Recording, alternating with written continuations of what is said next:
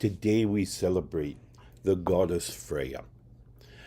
What a benefit in understanding our energies, how energies move in, move out, move all around. It's incredibly beneficial that we understand how these are all managed, that we may maintain our mental space. So, super critical, and we're going to talk a little bit about understanding these energies. So, first, give a shout out to New Reality TV at newrealitytv.com. What a wonderful collection of, of just hundreds of perspectives on our spiritual journey. So, if you absolutely have the time, check them out. newrealitytv.com. Get yourself a subscription, log in, value it, because it's incredibly important. So, I also want to give a shout out to all of the many of you who are following us either on live or on just following us along. Subscribe to us here at Vimeo, YouTube, Facebook, and of course TikTok. So thank you so much. For those of you watching us this morning on newrealitytv.com, I thank you. Before we get too far, I want to make sure I give a big shout out to my friends who support what we do here and lend a hand virtually and sometimes physically at NorseWhispers.com/our friends, our dash friends. A huge list of wonderful people who really are a part of, are as a part of this as anything else. So definitely want to give them a shout out. And of course, my website, NorseWhispers.com. Okay. Oh, and let's see, here we go. Here is for those of you who want to drop a few coins in the tip jar. We can fill up the mug and, of course, have a good stiff drink, because it's all about control. It's about control of our energies.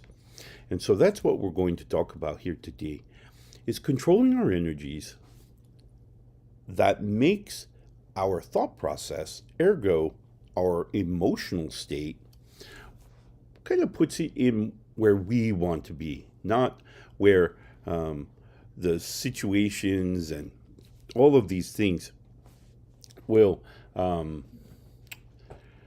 force us to feel a certain way. So let's talk about energy. Now, there's energy all around us all the time. It's always around us, within us, it's passing through us. All of this energy is coming from a multitude of sources. Now, primarily to those would be the deities, for the deities cast energies about the cosmos to allow other formations of spiritual entities, and certainly the growth of those entities who wish to absorb that energy. Now, we must always remember that we're in charge, and that we can either accept or deny these energies that are floating around the universe. We can control that, not the gods, not the spirits. I mean, they control their own, certainly, but we control ours. Now, in the same way that the gods can control their energy, so too do we.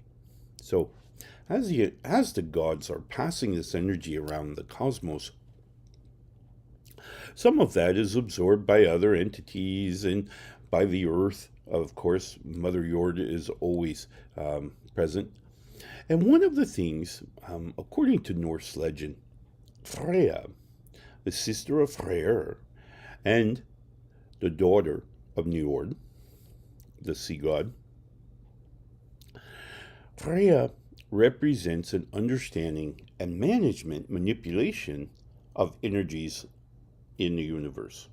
Okay, so she understood that we could accept energies, change them, and then emit them, right?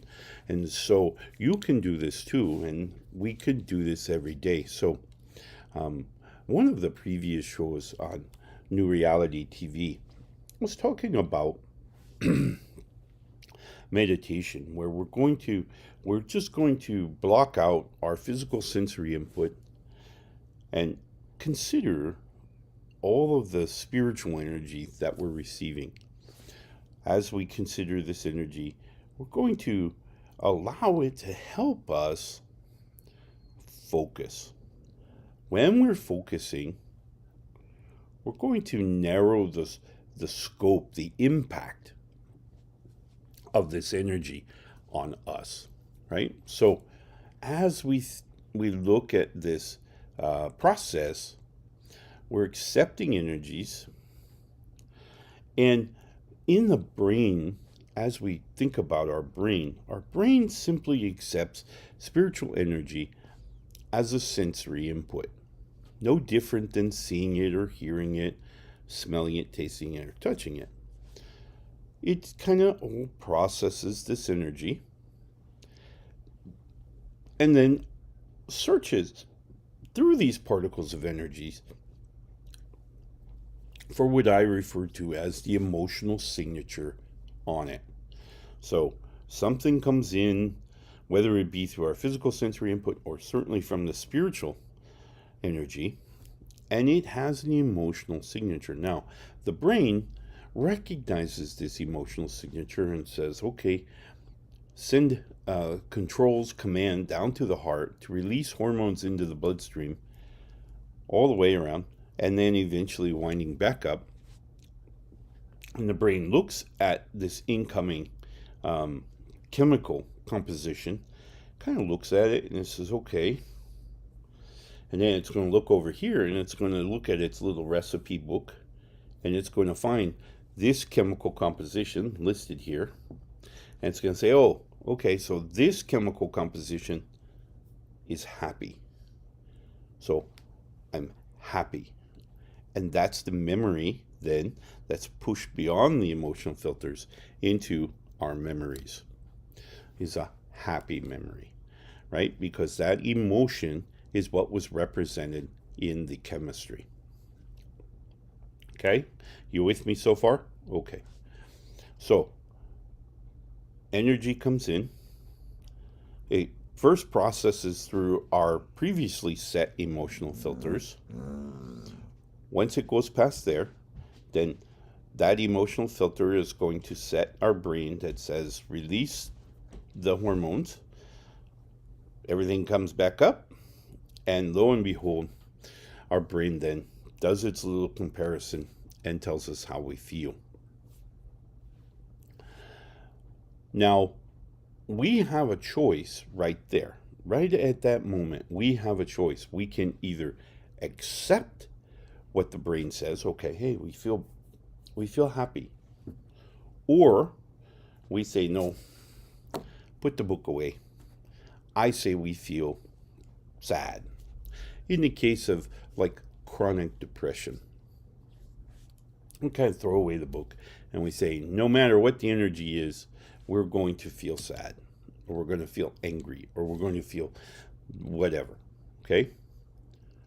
Or we change our perspective a little, a couple degrees, and we say, no, instead of that recipe book, and instead of interpreting every energy bundle as sad, no, I want to interpret every piece of energy that comes in as happy.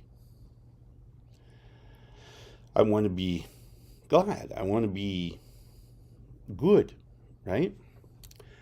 We have that choice. Now, many of you say, well, it's not that easy. It is that easy. We, as human beings, overthink things sometimes, and we make it more difficult than it really is. But it isn't. I promise you. As these emotional filters, or these emotional energies, come into our processing, whether it be something we see or something that comes in from the spiritual realm, we have a choice as to whether we're going to allow the hormone process to create energies or create chemistry that makes our brain think we feel a certain way. Or we can simply say, nope, it's happy. I'm looking for the good. Now, many people say it's not that easy, but it is. And here's how you can change your perspective just a little. Each morning when we wake up, and we're going to do this exercise, is going to take 2 weeks because there's 2 parts of the exercise. The first part of the exercise is when we wake up every morning, we're going to start at that moment and pick a time. Pick a time. Say, if you have, like many, we wake up in the morning, we have a morning commute, we start our work day, right? We go to work or go to school, whatever it is, right? So we have that window right there. And many people, if they're in a job, they may think that, those first hour of work is usually one of the more challenging. The first and the last hours are usually the most challenging of our workday. So we're going to take an hour of our workday. So from the time we wake up till the end of the first hour of our job, I want us to find, say, 25 things that truly bring us joy, that just resonate in our heart, and we just feel it's that much better, right? Even if it's just a little. These pieces, as we build them and as we become more experienced at it, that number of 25 can grow. Right? I mean, there are people I know who have performed this exercise with me, who say, oh, I can find 200 in that amount of time. But start with 25. Especially if your brain is trained to look for fear, anger, or things that do not match with your values. Right? So anything that you may not approve of, right? We've trained our brain to look for that stuff. And what happens when we train our brain to look for that stuff is that we're looking past, we just overlook those things that bring us joy, peace, relaxation, comfort, contentment. All of those things, we overlook them. We simply, if you will, turn a blind eye, right? So we look past them and we see whatever. So the key is to train our brain to go the other way. Instead of overlooking the good stuff, we're going to overlook the bad stuff. The stuff that would normally maybe trigger us into anger or frustration or disappointment. We're going to overlook those things. We're going to train our brain to look for things of joy, peace, comfort, harmony, all of those things that we want in our life. And we're going to start with 25. Now, the first 2 days are usually the most difficult. Why? Because, again, we're training our brain much in the same way that you would train it to, say, do a particular skill at your work or at your school or even at home. We're training ourselves to do this, right? So we're going to train our brain to only accept input for those things that bring us joy, comfort, okay? And we're going to do that for 1 week. Now, as I mentioned, the first couple of days are going to be a little bit more challenging, and we're going to struggle to find 25. But then, at the end of, say, day 4, day 5, it's going to be a lot easier. we're going to start seeing it. And that's because our brain is accepting the training. Remember, it takes 3 days to break a habit, right? So we're training our brain, and we're going to take 3 days to train our brain to look for the positive. Okay? Now, after the first week, I want you to evaluate what you've seen this week and how much of that really establishes joy in your life. Okay? And then on day 8 of this exercise, I want you to think about the why. Why does it bring you joy? Is it because you just love seeing beautiful things in the morning? Is it because it brings you maybe a memory of your past, your childhood, any type of memory that will trigger this type of response? We want to make note of. Here's why. In the second week, every 25 things that we find, I want you to identify, and probably the best thing to do, I know for me as an old man, I have a tendency to forget everything. And so writing it down is my best tool. But what I want you to do is with the whys, why? I'm going to write the answer to why. Okay? And we're going to write that down. And of every day, we're still doing the 25 things. And every 25 things, we're going to say why. Why does that memory bring me comfort, joy, peace, harmony? After the whys, we're going to collect this collection of whys. Now, what you may find is that many of them are similar. It reminds me of a childhood memory, a happy childhood memory. We're going to continue to write those down. At the end of the second week, now that we've identified what brings us joy and why it brings us joy, we're going to apply that to our future thinking. So we're going to say, all right, I found 25 things every day, and here's why they made me happy. We got this little list. Childhood memories, recent memories of a particular person, or this, that, or the other thing, whatever it is. And we're going to write all those down. And then on would it be day 15? I have to stop and do mathing this early in the morning here in Alaska is it's pretty tough. Anyway, on day 15, we're going to identify those things that have been the why all week, right?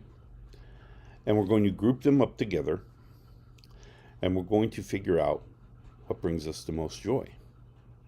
So we have all of these things listed out, and like I said, you're going to have some commonality amongst them. Childhood memories, things of this nature. So we're going to group all those together. And then what you're going to do is look at this list of groupings and begin to incorporate whatever it is, whatever the groupings are, into your life somehow.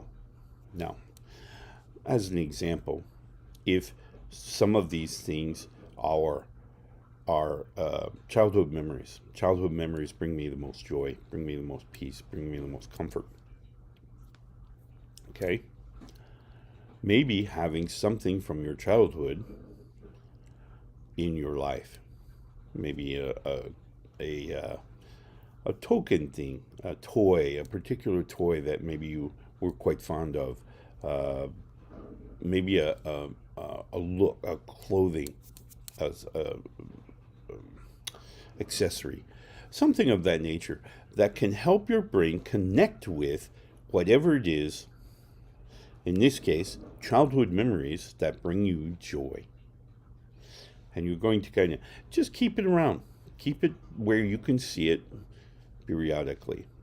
Now, this is really the idea behind, for those of you who may be familiar, one Christmas, I believe it was a Christmas a while ago, one of my son's wives bought my shield maiden a Pandora bracelet. Have you ever seen those Pandora bracelets? Oh, they're good.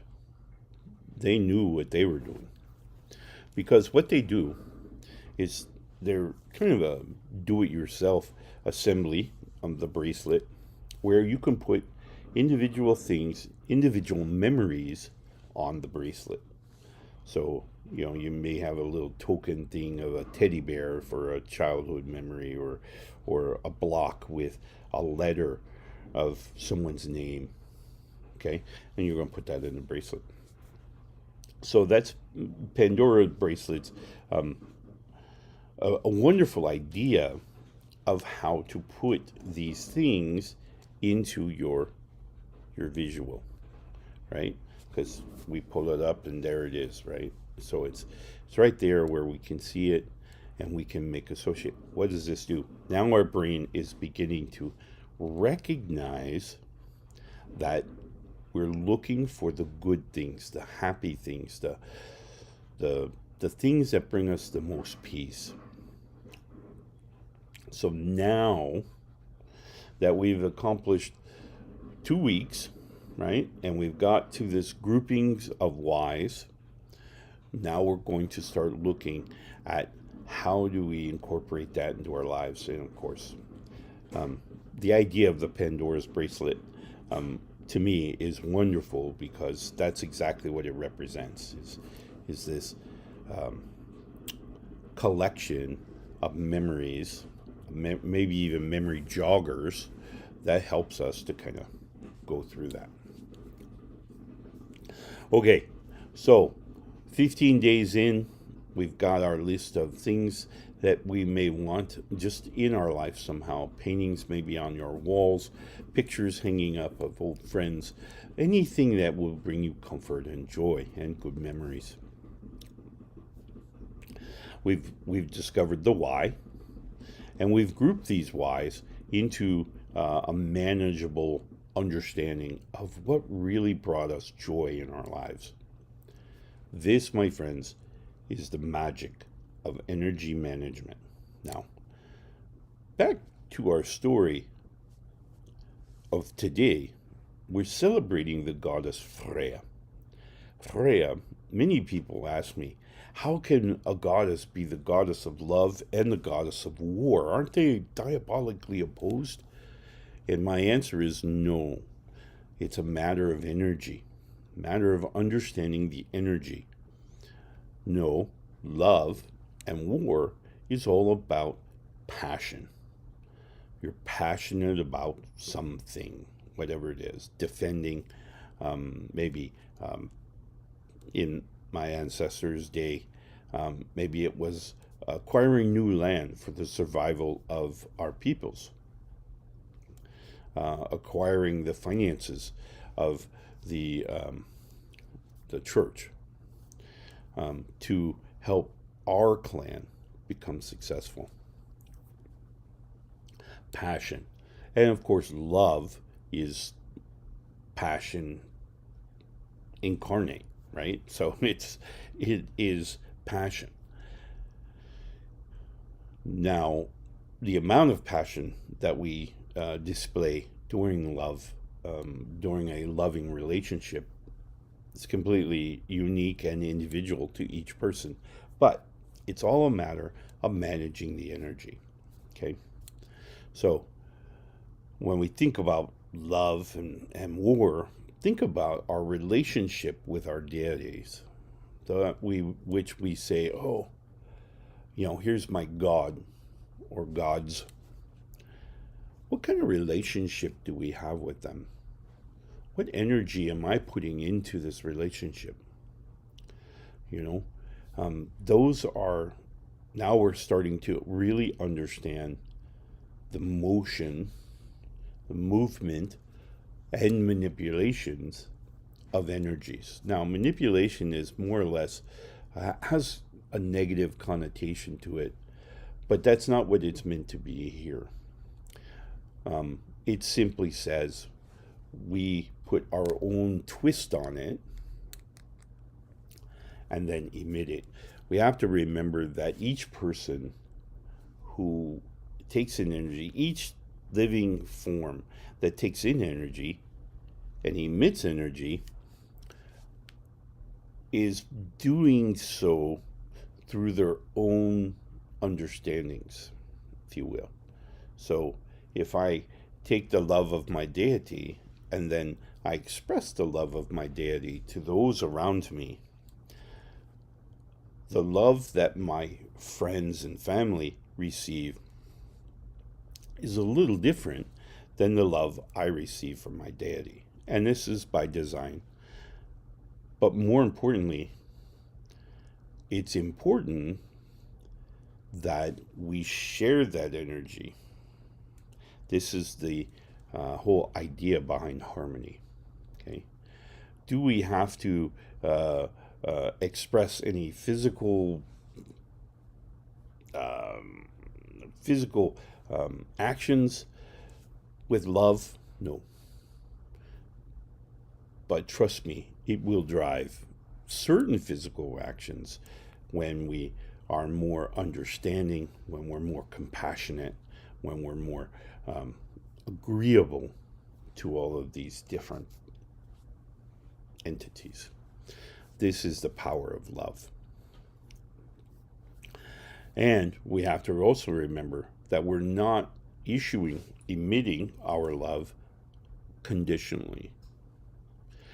Whether people love me in return when I tell them I love them matters not. They could literally turn around and be just ugly in their response to me. It doesn't make me love them any less. That's not what love is. Love is unconditional. So we put it out there, and it's up to every person then to absorb it in their own way. Okay? All right. So we've talked about Freyja today, and we've talked about the management of energy, and how we can use this energy and this understanding of managing our energy to help with our mental space. Remember, our mental space is finite. It's a physical brain. So the bandwidth is finite. It can't, well, I mean, it's pretty big, and we don't use all of it, but ultimately it can run out of space. And this most often happens when we have these little nagging things that are building up in our brain, building up, and then a large trauma, a traumatic event we experience, and it just kind of clogs the brain. It blocks the bandwidth because it's too big. And without that little cognitive space at the top of our bandwidth that allows us to kind of chunk up this trauma and kind of deal with each piece independently. We don't have that space, so it's just overwhelming us, and there can be physiological issues with that within our own body as it begins to try to adjust, and the brain is trying to process other things, breathing, heartbeat, all of these other things. So sometimes we can have physiological issues based on that bandwidth locking up. So for those of you who are struggling with PTSD, any type of traumatic injury psychologically, please visit my website, NorseWhispers.com. We can talk through it, and we can get you a path, some living mechanisms that'll help you move forward. All right, my friends, today we celebrate Freyja, the goddess of love and war, and the gifter of magic to Midgard. I ask that you embrace who you are. Love yourself, because you truly are worth it. I love you all. Have a wonderful weekend, and we'll see you again on Money's Day. Oh, and remember, this weekend we have a drumming circle, so tune in for that. That'll start 10 o'clock tomorrow, Alaska time. Have a wonderful Freyjr.